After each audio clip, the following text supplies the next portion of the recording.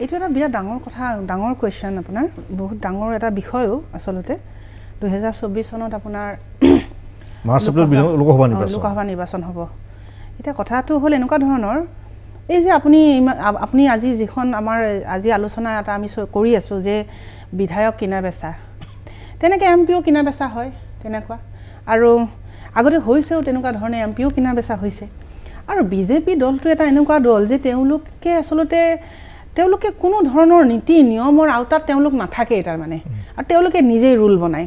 গতিকে তেওঁলোকৰ মানুহ ক'ৰবাত এজেণ্ট ক'ৰবাত স্পাই সোমাই দিয়াটো একেবাৰে নিতান্ত সাধাৰণ কথা, আৰু তেওঁলোকৰ কাৰণে এইটো একদম সাধাৰণ কথা। আপৰ ক্ষেত্ৰত তেনেকুৱা অভিযোগ উঠিব পাৰে নেকি? আপৰ ক্ষেত্ৰত অভিযোগ ৰাজহুৱা অভিযোগ মই নকওঁ, মানে বিভিন্ন বিৰোধী দলৰ মানে আপৰ ক্ষেত্ৰতো আছে। মানে কেনেকুৱা ধৰণে মই বিজেপিৰ মানুহ কিছুমান বিভিন্ন বিৰোধী ৰাজনৈতিক শিবিৰত আছে, তেওঁলোকে বিভিন্ন সংস্থাপিত কৰি ৰাখিছে।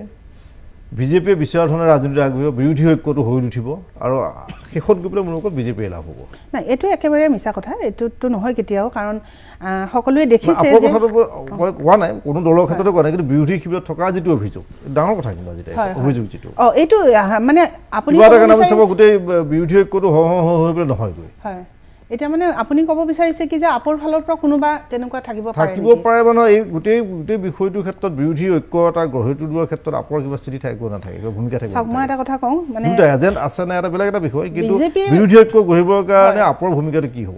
ডেফিনেটলি দিল্লীৰ কথা পাতিছে আজি দিল্লীয়ে যিবিলাক দিল্লীত আমাৰ সন্মানীয় মুখ্যমন্ত্ৰী দিল্লীৰ অৰবিন্দ কেজৰিৱাল ডাঙৰীয়াই যিবোৰ কাম কৰি আছে সেইবিলাকতো দেশৰ স্বাৰ্থত কৰি আছে। তেওঁ দেশৰ ভালৰ কাৰণে কাম কৰি আছে।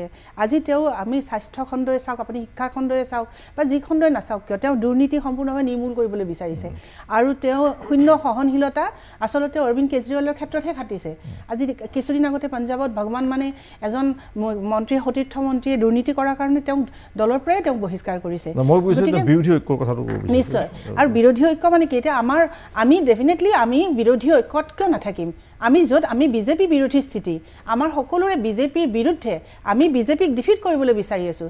যেতিয়া ডিফিট কৰিবলৈ বিচাৰিম তেতিয়া আমি ডেফিনেটলি বিজেপি বিৰোধী শিবিৰত আমিও থাকিম, নথকাৰ কোনো কাৰণেই নাই। আৰু এই বিষয় লৈ পেলাই আমাৰ চিন্তা চৰ্চা চলিও আছে, আলোচনা চলি আছে দিল্লীত, আৰু এই বিষয়ে নিশ্চয় অতি সোনকালে আপোনালোকে গমো পাব সিদ্ধান্ত। গতিকে আমি অসমতো যিহেতু আম আদমি পাৰ্টীয়ে এতিয়া নতুনকৈ এক জাগৰণ এটা আহিছে আম আদমি পাৰ্টীৰ অসমত, গতিকে আমি আম আদমি পাৰ্টী অসমৰ ফালৰ পৰাও আমি নিশ্চয়কৈ বিৰোধীৰ লগত আমি থাকিম, নথকাৰ কোনো কাৰণেই নাই। কাৰণ যি বিজেপিৰ বিৰোধিতা কৰিব তাৰ লগত আমি থাকিবই লাগিব, নাথাকিলে আমি বিজেপিক কেতিয়াও ইয়াৰ পৰা উৎখাত কৰিব নোৱাৰোঁ। আৰু অন্যহাতে আৰু এটা কথা কি, আজি এইবিলাক বিধায়ক আনি পেলাই ইয়াত জমা কৰি ৰাখিছে, কিবা কৰি ৰাখিছে, এইবোৰ আচলতে নৰেন্দ্ৰ মোদীৰ বিফলতা। আচলতে নৰেন্দ্ৰ মোদী চৰকাৰখনৰ বিফলতাবিলাকক থাকিবৰ কাৰণে তেওঁলোকে এই ধৰণৰ কিছুমান চমক মাজে মাজে তেওঁলোকে এনেকুৱা ধৰণৰ কিছুমান অগণতান্ত্ৰিক কাম কৰে, আৰু চমক দেখুৱাই মানুহক বিভ্ৰান্ত কৰে, বেলেগ ফালে ইছ্যুটো ডাইভাৰ্ট কৰি দিয়ে। আপুনি চাওক পেট্ৰলৰ দাম, ডিজেলৰ দাম আজি কিছুদিন আগলৈকে কেনেকুৱা পৰ্যায়ত গৈ আছিলে। গতিকে আপুনি চাব দেই, তেওঁ কৈছিলে যে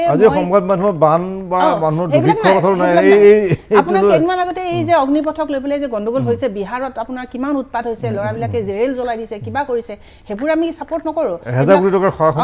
সেইবিলাক ৰাজহুৱা সম্পত্তি জ্বলাই দিয়াটোক আমি কেতিয়াও ছাপোৰ্ট কৰা নাই। কিন্তু কথা হ'ল কি যে এই আপোনাৰ মানে ভাৰতীয় আমাৰ যিখিনি যুৱক যুৱতী আছে, সেইসকলক অপমান কৰা হোৱা নাইনে বাৰু?